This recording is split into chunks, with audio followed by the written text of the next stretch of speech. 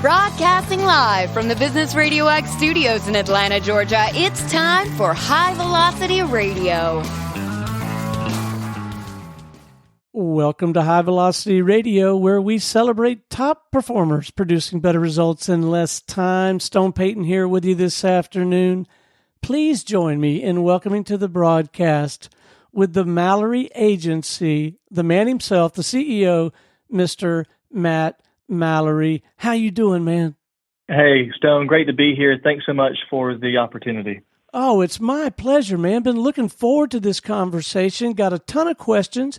Probably not going to get to them all, but maybe a good place to start is just a little bit of an overview. Mission, purpose. What are you and your team out there trying to do for folks, man? Of course, great question. Yeah, Mallory Agency, we are in our fourth generation. I get to be the fourth generation of CEOs that have come through this lineage.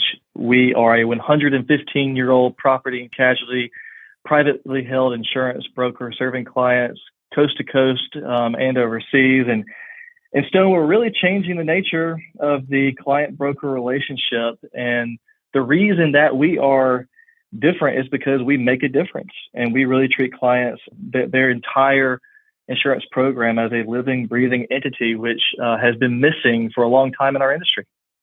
Do you guys focus on a handful of specific industries or types of companies more than others? Certainly do. I think years ago, my dad, if he was still with us, he would be 69 next week. And as a boomer, he was brought up in the generation of just anything and everything, right? Be a generalist, never say no to new business. And our mentality and our path is changed a little bit, and I think quite for the better, to being more specialist, expert, and niche driven. So we have deep expertise within industries such as restaurants, real estate, construction, technology. And then if you really unpack property and casualty, and coverage-wise, we have been wildly successful in advising really great clients under coverages such as workers' compensation and high-value property. And with that success, we want to repeat it, right? And repeat it in a grand way. So let's roll the clock back a little bit. When you decided to go into the family business, was it a tough decision, or was this something you knew really early on that was going to be your path? Well, spoiler alert, I never wanted to be here. I certainly did not grow up when I was a 10-year-old boy and all the kids are talking about being, a professional athlete. I never said, well, I can't wait to be an insurance producer or an insurance CEO. No, sir, that was not me. I came into this business kind of kicking and screaming. And full candor, I came into the business unemployed.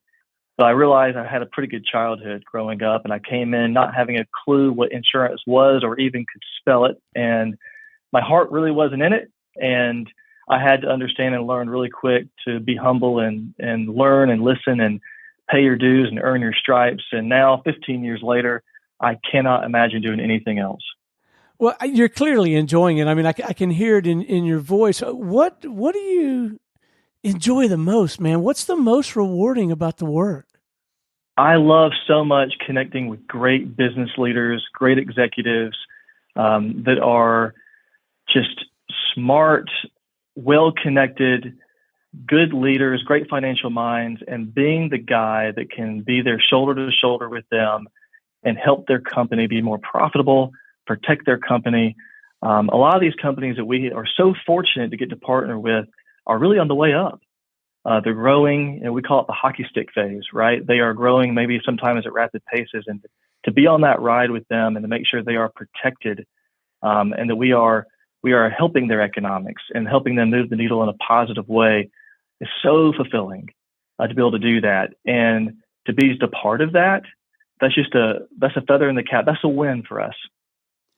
So how does the whole sales and marketing thing work for a company like yours? Like, how do you get an opportunity to have a substantive conversation and get a shot at writing the business with folks? Yeah, another great question. Thanks. We are intentional on who we want to connect with. So I tell our team quite often, the best clients you want to partner with and really be an advisor and a trusted partner. That's the language. That's the buzzword for our industry, right? Everybody wants to be a trusted partner or an advisor. Mm. Well, to do that, you've got to be in the client's circle. You have to be in his or her fraternity or trusted network. So we have to find out how to get in there. We have to find out who those people that he or she, the client, trusts and leans on. And once we get an opportunity to be in those circles, we want to make sure that we perform, that our output as a deliverable to the client is nothing short of excellence. And when we can get to that level, really, Stone, is less about selling insurance, and it's more making sure that we can advise accurately and with great relevance what the client needs from protecting themselves on the risk. If we're doing that, we're doing our job successfully, and it's a great day. Well, I have been on the line with you for like 6 minutes now, and I have no doubt, there is absolutely zero doubt in my mind that you can do all of what you just described in spades. But to pull it off, you've got to have a solid team. Would love to get your perspective on recruiting, selecting, developing the team that's going to also live into all of those things you were just talking about. And how hard it is to find the great people. Mm. I think the challenge right now that everybody is experiencing, of course, is talent. For our industry, what is so arguably unique is there's nothing tangible. So we have to find people that are very good at communicating and articulating the value of something intangible. We can teach insurance and risk to just about anybody, but that's not who we're looking for. We're looking for, just like on the client side, we want clients and partners with great financial minds, good business leaders, deep business and financial acumen. We want that with our team, people that understand how our clients operate. We want our team to have great business acumen, financial literacy, self-driven, very ambitious. They want to become better people, personally and professionally. When we can find those individuals, we really want to be intentional on bringing them on our team and showing them the value of who we are and how we're making a difference. Because it's just so easy to hire just anyone and everybody, but anybody and everybody is not a great fit for who we want our client to be associated with. And it strikes me that your work involves a lot of education. I mean, you need and want to work with a well-informed client. So you must invest a great deal of energy in helping these people understand what they need to know to get the right kinds of coverage and things that they probably are not even on their radar. Yeah. Yeah. Well said. I'll hire you tomorrow. Great way to say it. We are very focused on being prepared for the unknown, being proactive, removing any kind of barriers that a client may feel, even if it's not actually there. We have to remember on our side, on the broker side, is if we think something is important, relevant, of great value, but the client doesn't, either we haven't communicated that value clearly, or the value just quite frankly doesn't exist. So we have to understand what's important to the client. It's a bit of a crystal ball and a prophetic mission of wanting to get the telescope out and look down the line and think, what's coming next? What even could be? And we presume a little bit about what the client is looking for and needing, try and advise that. And if we can do that effectively and bring in value, then again, like we discussed earlier, the insurance is kind of a secondary topic. The first topic is, let's prepare your business for greatness. All right, so let's paint the picture a little bit. As I understand it, one of the areas that you do have quite a track record in and a great deal of specialized knowledge and expertise in is serving the hospitality industry. And I don't know the first thing about it, except I love to stay at nice hotels and eat at nice restaurants. But just for the case of this conversation, let's say that my business partner and I, rather than run a network, we're gonna open a restaurant or a couple of restaurants, and so we come to you.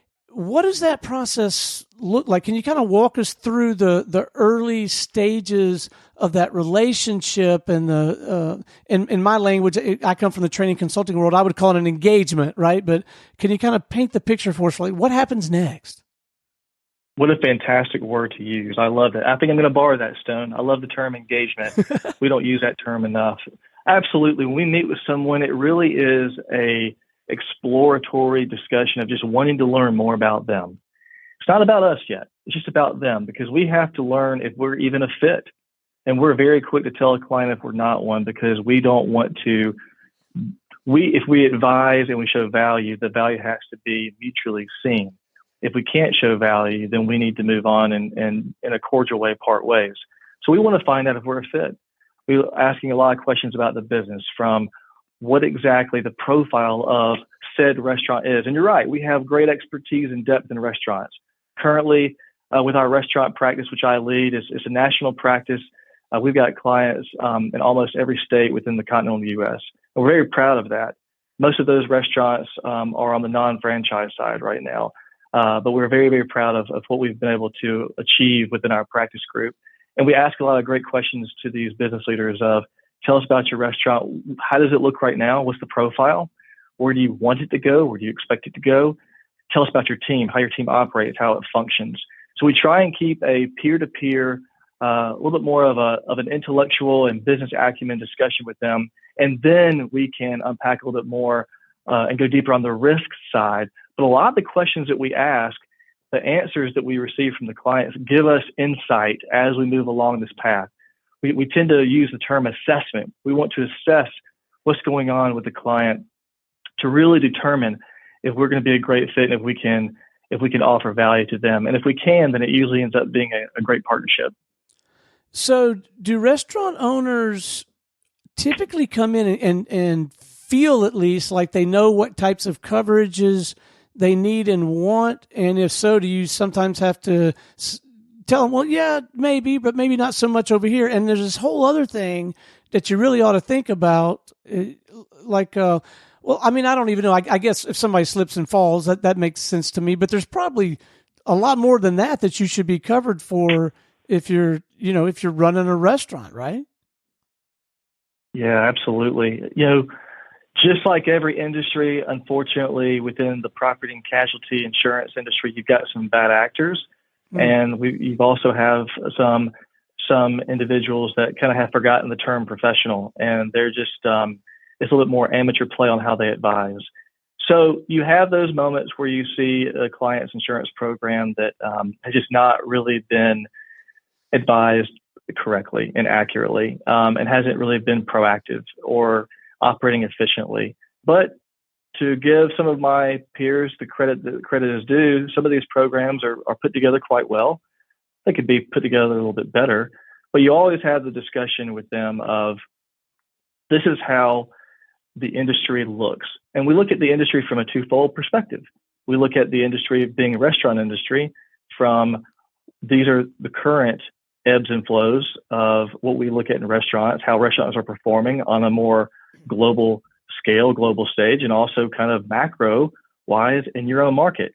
Because remember, some of these discussions we have are, maybe it's geographically based on coastal property versus inland. Maybe it is restaurants that are in a very high, or rather very dense urban downtown city kind of area where there could be some crime issues.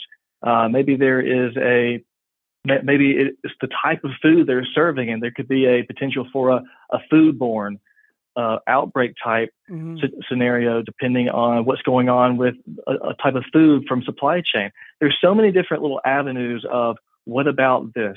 And all we do is engage with the client, ask them what they're doing about it right now to be able to advise them better later. So a lot of those different conversations, and we bring in some insurance questions that may be a little bit cross-eyed feeling, but we have to make sure the client knows, because of worst case, the worst thing possible is for us to know something and fail to advise or ask the client about it.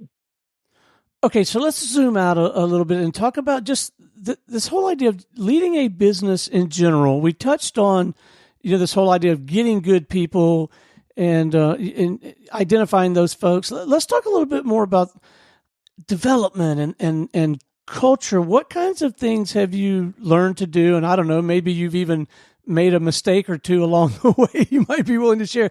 But to create a culture that allows you and yours to serve in this way and do it consistently. Have you learned a few things that, if you were going to write a book, it would be, here's some do's, here's some don'ts, and just leading a business?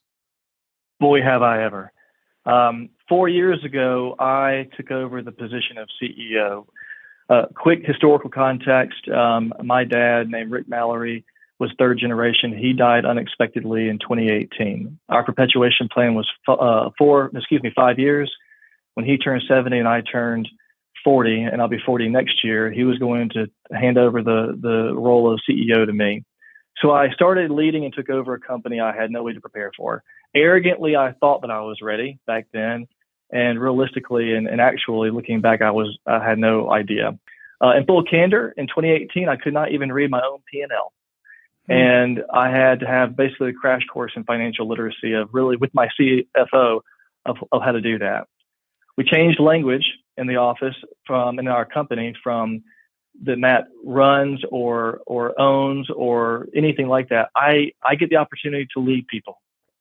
If you're going to lead people, you have to be a leader, and you have to understand what that means and humble yourself and know what it means to be a leader, which means being able to lean into wise counsel.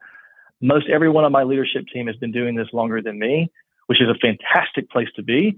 I get to lean on great people, great financial literacy, great business acumen, and they have full knowledge and full welcoming from me to call me out when I am not being the leader that I'm expected to be.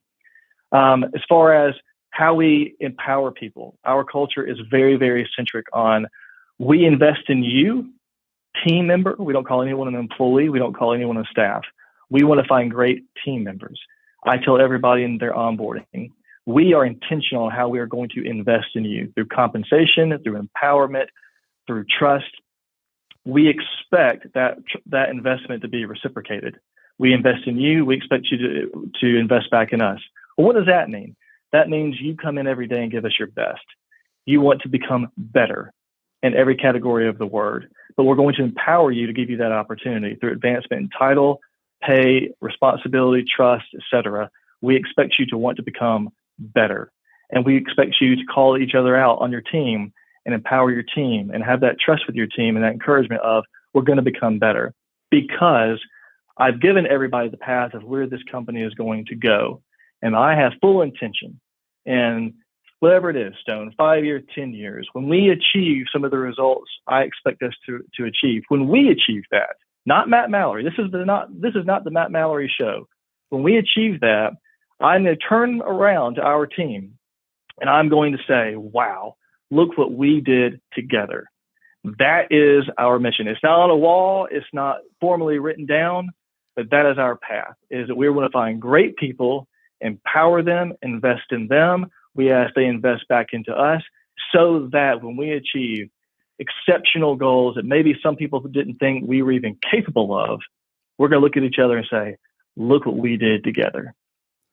Well, I got to say, man, your passion shines through. I can see how it would impact everyone around you. And in the same breath, this is not my first rodeo. You're human. Sometimes you got to recharge, man. Where do you go? And I don't necessarily mean a physical place, but where do you go for inspiration and to recharge the batteries, whether it's reading or a place or an activity? Where do you go? Yeah, mind, body, spirit, right? You got to stay healthy. You got to stay centered. I'm a big believer that readers are leaders. I try and consume positive, enriching content. That can mean a lot of things to a lot of people. For me, I'm a man of faith. I'm a Christian. I start my morning in prayer and try and get inspiration and encouragement and guidance and direction from the scripture. That's how I start in my days. I'm a morning person. I enjoy getting up and having that time just to be centered and get prepared. Whether I think it's going to be a great day or there's going to be some challenging conversations I have to have, I need guidance with that. And I need to come and start my day with a very humbled heart and spirit and figure out how to do that and be effective. My team expects that from me. And I need to show them what that looks like. Outside of that, I'm a big believer in break a sweat once a day. I love to play tennis with my kids. I love to be on a road bike. I've got a rower at home I bought from Hydro. What a fun thing to have. I'm a big believer, even if it's 5 minutes, break a sweat, get your heart pumping. And that's a great way to be good to yourself and a little bit of self-care. So those are just a few things that I believe in. I wish I was more consistent. I should be, but I think that as long as you're focused on it and you're attempting, that's a good day. All right, man. Before we wrap, let's make sure that we leave our listeners with a few actionable items. I'll call them pro tips, right? Things that they ought to be thinking about, things they ought to, questions maybe they should be asking, things they ought to be looking for when engaging someone to help them with getting the right kind of coverage. Number one pro tip is reach out and talk to Matt or somebody on his team. But maybe, but maybe, someone's listening to this and there's just some things that maybe they ought to jot down or go read a little bit about. Let's leave them with a few, I'm going to call them pro tips. I would start by looking at how proactive a firm is, how diligent they are in the industry. And I don't mean insurance. I mean the client's industry. What's the track record? What's the proven, demonstrated client deliverable track record? How much experience have you had and what kind of results have you had? What's the expertise? What kind of team do I have that will be proactive in partnering and serving with me, client?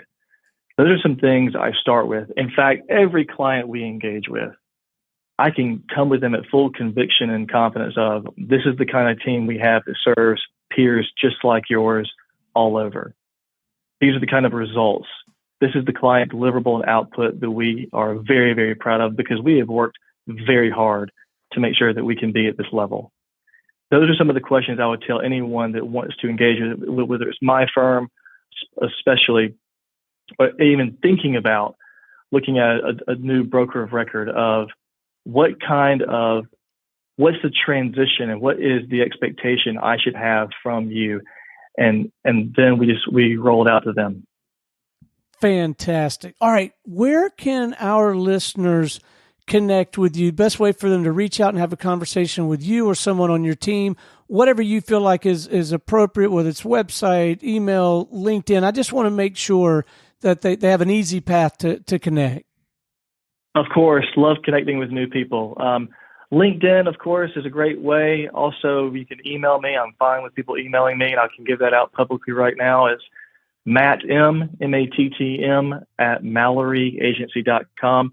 Like everybody else, my phone's on me from dawn till dusk, as well as looking at email. So happy to connect with people and maybe offer any kind of guidance, whether it's on insurance and advising on insurance or some of my aches and pains and a few successes I've had from leading a company full of great people.